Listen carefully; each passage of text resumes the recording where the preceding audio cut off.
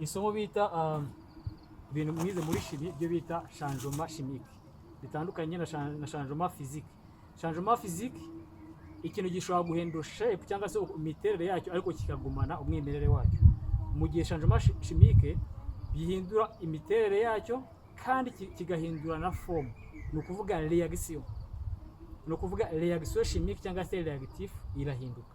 Uro tuyokoresha iki umuriro kugira ngo noneho ubone experience y'ibintu uba warize hehe ndetse mu wa mbere secondary kera.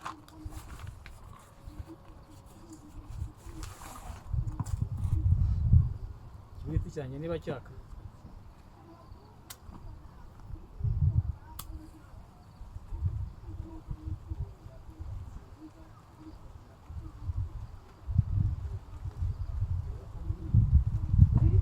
This is the experience.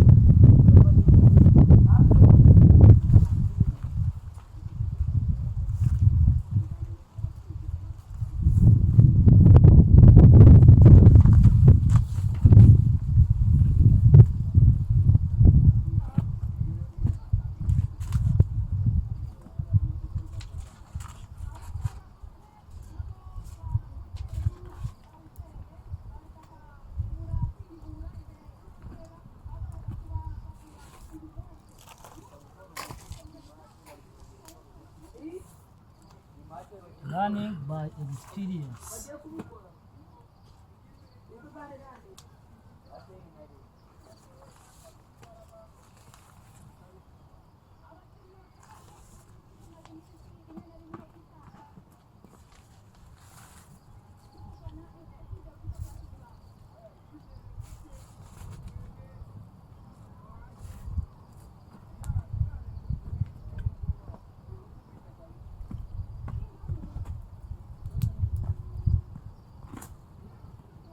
Byari impapuro bihindutse iki? Bihindutse ivu. Ubutaha tuzakora icyo bita changement physique cyangwa se change ya physique. Ni ukuvuga ngo ushobora kuba ufite icyuma runaka ukagitransformamo ikindi kintu, ukagikoramo ikindi kintu ariko kikaguma ari icyuma. Mu gihe changement ya chimique icyo wari ufite gihindukamo ikindi kintu ahubwo. Urabona ko twari dufite impapuro ariko dukoze iki? Dukoze icyo twita ivu.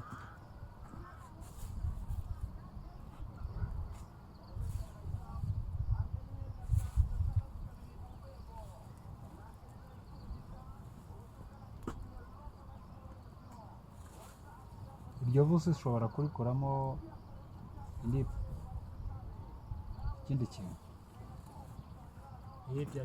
Byaterwa n'impamvu nyine n'icyo urishakira. Kubera ko tuvuye urugero, hari nk'abantu bafata ibishangara bakabitwara bakora ivu kugira ngo babigize babihungize amasaka. Amasaka ahindure form abe amamera bazabashe kuvamo ikigage.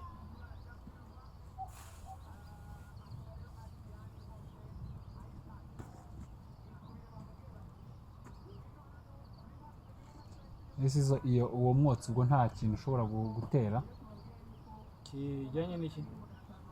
Ni ukuvuga experience turi gukora kano kanya ni experience ijyanye na changement dufite ebyiri muri chimie. Changement physique na changement chimique. Ni ukuvuga niyo experience twashaka gukora twirengagije ibindi bintu ibyo ari byo byose, ahubwo turimo turavuga ngo turi specifique ku kintu runaka. Wana ko byamaze kuba iki? Byamaze kuba ivu, impapuro zacu twazibuze.